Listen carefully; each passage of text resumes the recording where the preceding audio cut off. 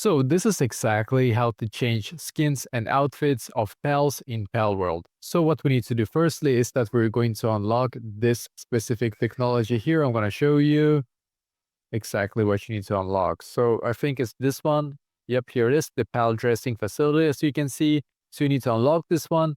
And then you can see on pal here, you can build it once you have 10 stones and 10 palladium fragments. Once you have built it, then what you need to do is to also make sure that you have one of those pals that can actually change skins. So I know that this one right here, as an example, this one is able to change skins. So I have to move them to the base here because they need to be on the base to be able to make this work. And now I can click here and you can see I'm able to change this one right here, which is kind of funny. And it's gonna take a while for it to change. I believe it's not right away. So you can see now, you can see right here, I'm just gonna click right here and click on confirm to be able to apply it to him. So it's gonna take a little while for him to get it. I believe like 1 day or so, but eventually they will be able to change the outfit. And basically that is exactly how to actually do this.